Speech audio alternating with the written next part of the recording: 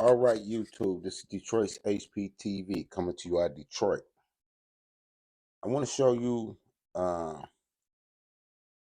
video that Minister Farrakhan recently made.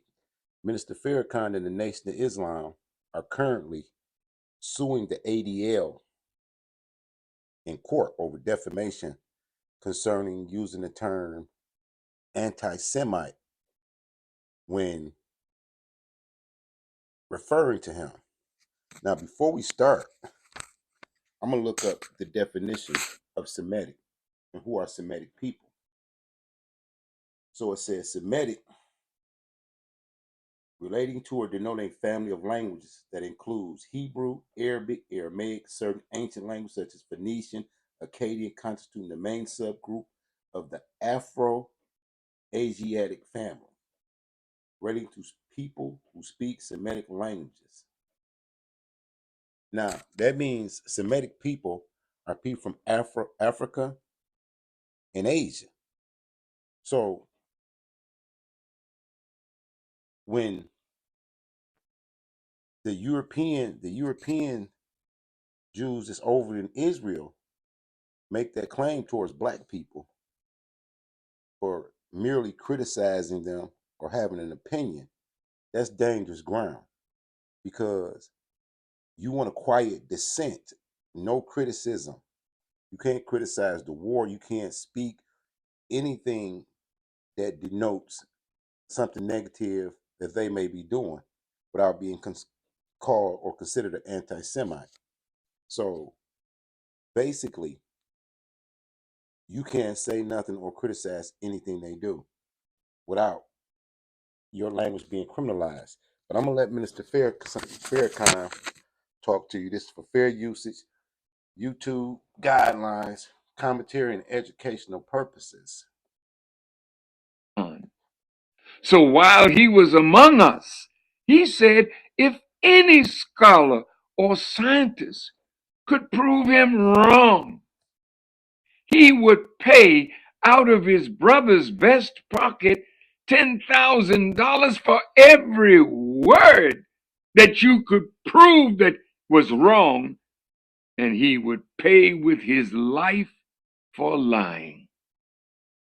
As his student, whom he sat in his seat in July of 1972 and anointed me and commissioned me to make his great commission known, I issue the same challenge. If you can prove me to be a liar in my recitation of his teachings and my understanding of what he said to me when he brought me to the great wheel in 1985, if you can prove me to be a liar, you don't have to try to kill me. I will be willing to pay with my life for such. When we saw that the ADL and others have joined with the U.S. government to produce a legal justification for punishment of anyone who is so charged as being a hater of the Jewish people and an anti-Semite, we decided to bring a lawsuit, which we filed on Monday, October 16th, the 28th anniversary of the Million Man March. We summoned the lawyers in the Nation of Islam, who have also suffered by just being attached to me and the nation. But suffering is what we all have done. Yet, you cannot prove that anyone who is a follower of the Honorable Elijah Muhammad under my leadership has ever done anything of hatred toward the community of Jewish people, white people, any people. You cannot find one word in the tens of millions of words that God has guided me to speak in 68 years of my service where I ever called for the death of those who call themselves Jews. Even though my phones may be tapped and my house may be tapped, and you've heard my private conversations, my conversations at the dinner table, and you've even heard me praying. But you cannot find me even praying like David did for the death of his enemies. David, who is the sign of the promised Messiah. Boy, I have thought about such prayers, but I have never uttered them because I, like the God I serve, do not take pleasure in God's killing of the people who are sinful or us for our sins. My teacher Elijah Muhammad taught me that he came to save us from our sins. And he added the sins of white people that we have been nurtured under, an iniquitous people who have made us into themselves. And this is our reason for going before the courts, to attempt, with the help of Allah, God, to prove our innocence of such false charges, and that the guilty who charge us with their crimes are the ones who should suffer the punishment of judgment. Now, I'm going to ask the question. Ask the question. Is the Bible anti-Semitic? Is the New King James Version a book of anti-Semitism? Because in Revelations, hold on, Revelations 3:9, it says, "Behold, I will make them of the synagogue of Satan, which say they are Jews and are not, but do lie. Behold, I will make them come and worship before thy feet, and to know that I have loved thee." That's Revelation 3:9. I will make them of the synagogue of Satan, which say they are Jews, but are not, but do lie. Let's continue. Because they lie on a good man who has never been arrested, never condemned as being a liar, never done anyone evil, and you wish death for me and for those who follow me. So we think the time is right. We've taken a plenty, and you cannot find us calling for the death of any Jewish person, harming one hair on their head, putting a swastika on any synagogue, or walking in protest at their stores and businesses, asking people not to trade with them. But this they have done to us. So we say, enough is enough. So we have chosen to bring this action before the courts and also before the people of America and the world. Jesus, in his Sermon on the Mount, found in Matthew 5:11 and 12, "Blessed are ye when men shall revile you and persecute you, and say all manner of evil against you falsely, for my sake. Rejoice and be exceedingly glad, for great is your reward in heaven, for so persecuted they the prophets which were before you." And it was my brother, Dr. Martin Luther King Jr., who said, "Undeserved suffering is redemptive. And so we have paid the price to be looked upon as saviors and redeemers of our people and correctors of the awful condition that we have been placed in by our enemies.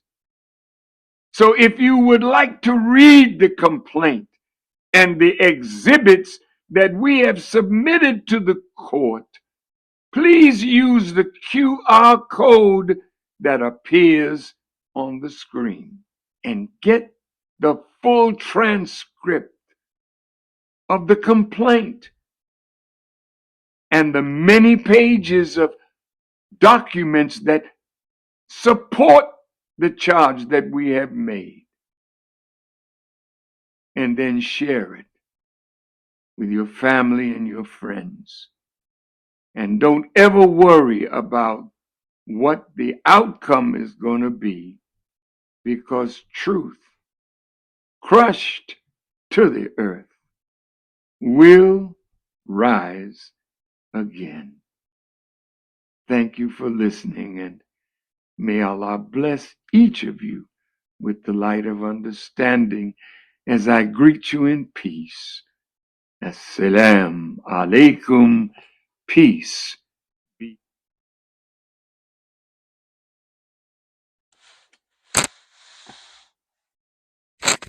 Now I'm gonna say this: that's very interesting that the nation has finally decided to sue the ADL because the charge of being anti-Semitic is being used to stifle, as I said, dissent, where you can't criticize or make any type of protest about what Jewish people may be doing or how the government may be giving all the money to Israel and Ukraine for wars while the people in America homeless and starving. They're cutting off benefits. They say they don't got no money for reparations. And like Tupac said, they got money for wars but can't feed the poor or won't feed the poor. You know, you got to respect Minister Farrakhan at this point because he take it in front of a court of a law. And then we're going to argue about what words mean. How can you call a Semitic person anti-Semitic because he criticizes another Semitic person? You know, you got to think about Kyrie Irving. All he did was share a tweet. Kanye West, even though people didn't agree with his statements, he had the right to make them.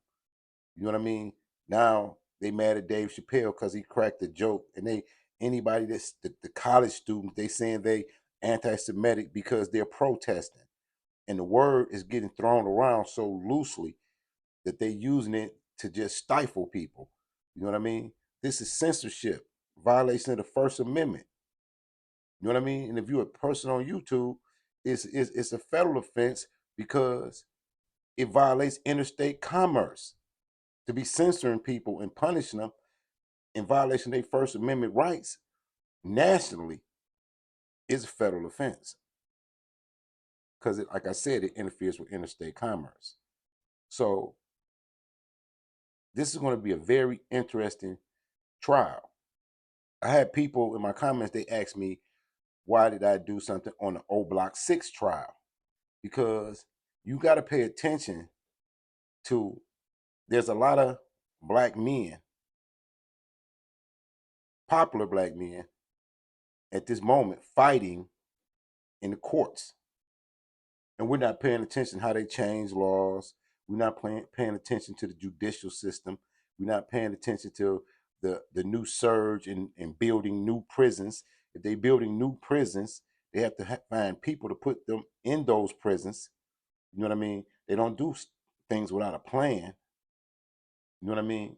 So it's going to be very interesting to follow every court proceeding that you can, if it's on YouTube or wherever you find it, to see what laws are being passed, what laws are being used, and what laws are really being violated. So at this point, we don't have a First Amendment right. to speak an opinion without being labeled anti-Semitic? You know what I mean? Did you hear that what they was doing with the college students, making it where they can't get jobs because they said things that was pro-Palestinian? So I don't want to keep you on this Sunday night, but think about what's really being done when you have an opinion and the government tells you you can't even have that opinion. You can't even think that. It's the thought police. You know, it's like the book that Orwell wrote in 1984, when everything is watched, everything is monitored and controlled by the government. You know, do they really have us in the matrix? Are we in the matrix? And most of our people are just asleep, or are we in a zombie apocalypse as well? You got to think about these things.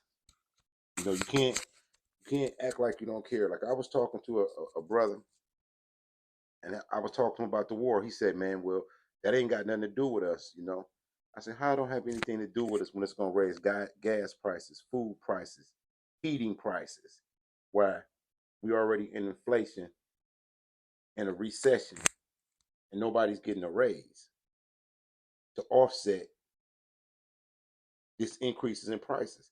It's like you're going to be losing $2 or $3 an hour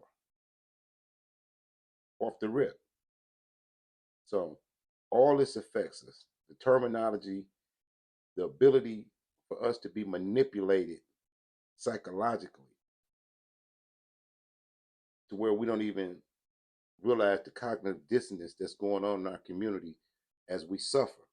I said in one of my other videos, you can read about genocide or ethnic cleansing in other countries, but in this country, it seems like black people can't recognize it when it's happening to them in their face. So, signing out of Detroit, enjoy the rest of your Sunday evening. Peace.